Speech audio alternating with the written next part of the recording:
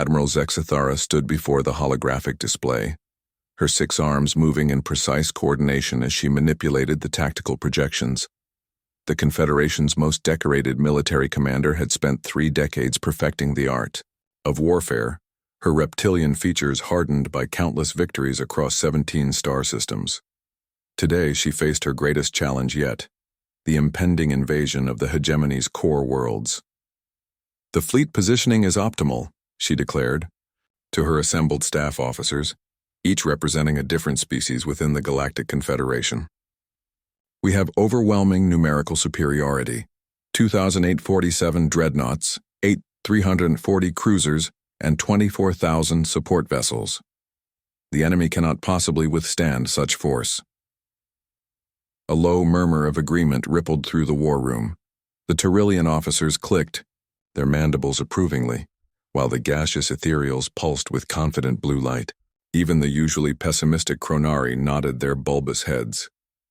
"Admiral," interrupted a quiet voice from the back of the room. All heads turned toward the sole human representative, Commander Sarah Chen, a small figure dwarfed by the towering alien officers around her. "Permission to speak?" Zexithara's vertical pupils narrowed. Humans were the newest members of the Confederation, having joined merely 50 years ago after their first contact. They possessed no advanced technology, no overwhelming numbers, and their homeworld was considered strategically insignificant. Yet something about their species had impressed the Confederation Council enough to grant them membership. "Proceed, Human Chen," Zexithara said, her tone barely concealing her irritation at the interruption. Sarah stepped forward, her hands clasped behind her back. "I've reviewed our intelligence reports on the hegemony's defensive positions. While our numbers are indeed superior, I believe we're approaching this incorrectly." A collective intake of breath filled the room.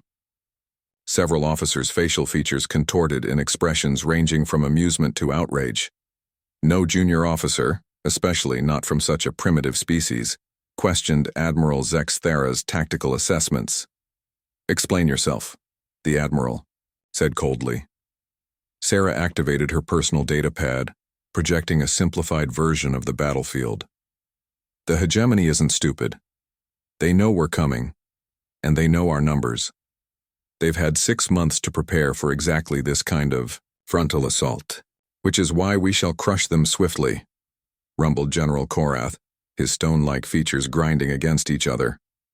"Overwhelming force has served the Confederation for millennia." "Against enemies who think like us," Sarah replied calmly. "But what if we don't give them the battle they're expecting?"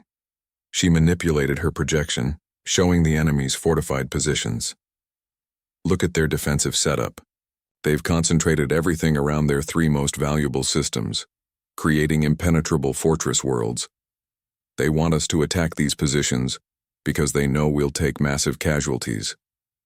Admiral Zexithara's tail lashed with growing annoyance. "Your point, Human? We bypass them entirely." Sarah's projection shifted, showing movement vectors that curved around the enemy strongholds. "Instead of attacking their strengths, we target their weaknesses, the supply lines, communication relays, and industrial worlds that feed those fortresses." The room erupted in protests. Officer Vexanala's chromatophores flashed angry red patterns. "Impossible. The hegemony would simply sally forth from their fortresses and crush our divided forces." "Would they?" Sarah asked. "General Thex Dan is commanding their defense. I've studied his career extensively. He's never willingly abandoned a prepared position in 43 engagements. His doctrine is purely defensive. Let the enemy come to him, then grind them down with superior firepower from fortified positions." She highlighted several star systems on the periphery of hegemony space. "These systems produce 60% of their military supplies. This communication hub coordinates all their fleets. These shipyards build their replacement vessels. Cut these off, and their fortress worlds become elaborate prisons." Admiral Zexithara studied the humans' projection with growing interest despite herself. "You propose to starve them out?" "I propose we make their preparation irrelevant," Sarah replied. Every resource they've poured into those fortresses becomes useless if we simply refuse to attack them. Meanwhile, we systematically dismantle their capacity to wage war. Commander Brixtall, an insectoid officer known for his analytical mind, chittered thoughtfully. The human raises interesting points, Admiral. But surely General Thexodon would adapt once he realized our strategy. Sarah smiled, an expression that had unnerved many alien species until they understood its meaning. That's exactly what I'm counting on. Humans have a saying, the enemy gets a vote. Right now, General Thexodon has prepared for the wrong vote. When he realizes his mistake and tries to adapt, he'll be reacting to our choices instead of implementing his own plan. She manipulated the display again. Military doctrine teaches that the defender holds the advantage, but only if they can. Force the attacker to fight on their terms. We change the terms. The war room fell silent as the assembled officers contemplated this radically different approach. Admiral Zexithara found herself reconsidering assumptions she'd held for decades. The human's proposal was audacious, unconventional, and completely contrary to established Confederation military doctrine. It was also, she realized with grudging admiration, brilliant. Your species has an unusual way of thinking about warfare, the Admiral observed. We've had to, Sarah replied matter-of-factly. Throughout our history, humans have rarely been the strongest, fastest, or most numerous. We've survived by thinking differently than our enemies expected.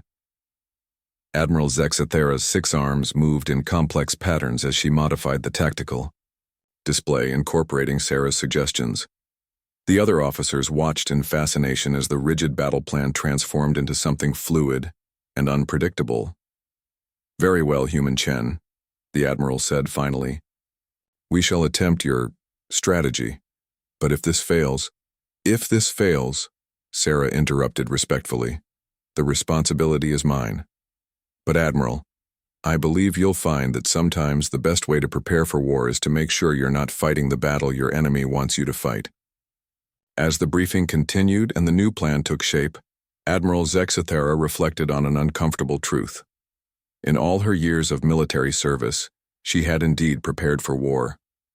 But perhaps, as this small human had demonstrated, what the Confederation truly needed wasn't just preparation, it was the wisdom to know which war to fight.